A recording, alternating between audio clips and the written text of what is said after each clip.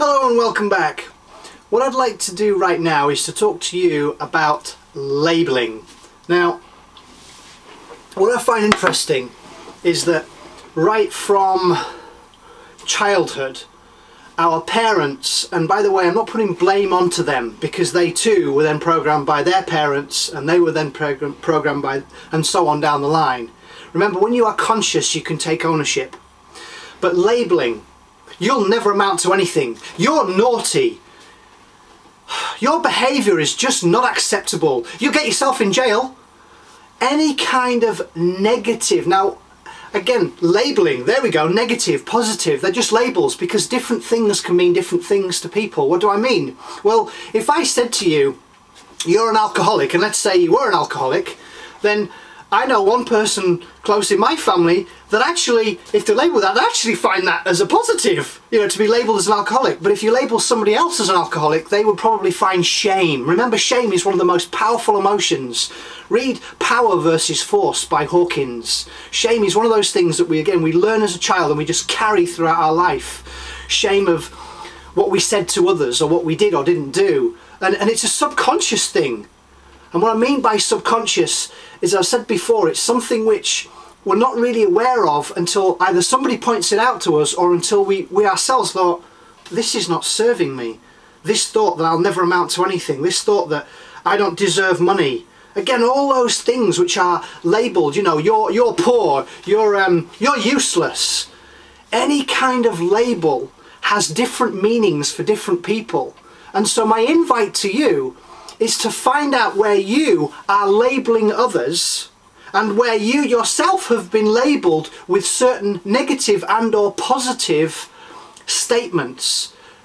As I've said before, often throughout our childhood we pick up what I call these kinks, and one of the kinks would be a labelling such as you'll never amount to anything. So that's one kink. And then what we do is we spend the rest of our adulthood fixing that was caused during our adolescence. Not realising because it's under the subconscious. That means as well that it's kind of accepted. Even if we find pain with it, because it's in the subconscious barrier, it will still continue unless you take control of your health or control of your state of mind. So just be aware about labelling. It's rife in this country. You know, somebody can be labelled with fraud, somebody else is labelled with bankruptcy. All these things are labels and they have meanings behind them. Read a book by Viktor Frankl, Man's Search for Meaning, a very powerful book. This man had the unfortunate circumstances of being in Auschwitz, but he realised that 1 in 20 people were able to survive Auschwitz. So what made that 1 in 20 different? Because for most people when they went into Auschwitz, oh no, why are you doing this to me, Lord? Oh, I'm going to die. Now, I'm not saying it's wrong, but most of them went in with that kind of, oh, life's over. But for the 1 in 20, they found a reason for being there. They found some sort of power and to some extent pleasure while they were in there to say, right, although I'm in here for a reason, and I'm going to survive so that I will be able to share my story with other people. And so that then they too will never have to go through what I've been through. So there was a meaning, there was a reason for them being in Auschwitz.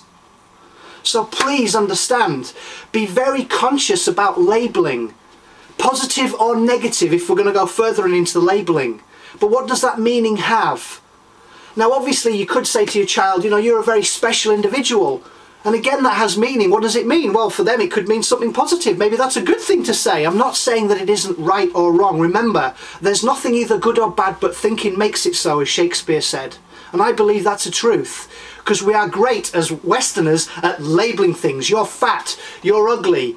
You know, any of those kind of statements, if they're said enough times, how do we know do they work? Well, I went round to my partner's close friends the other day, and they had this great suite that they bought from, I think it was DFS or something.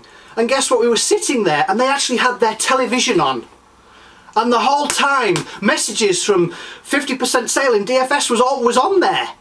And it's like, are we conscious? I want you to start marketing to yourself instead of buying into other people's BS. That means their belief system or their bullshit. Find out what serves you. But coming back to labels, please be conscious of the labels that you are putting out to others, and also then become conscious of the labels that you have been given by your parents, your peers, your teachers. Find out on that investigation, do those labels serve you? And if they do, maybe they'll serve those around you as well. So labeling, have a look at it. What labels have you been given? Have you been presented with? Enjoy your journey. Have a great loving day. Bye for now.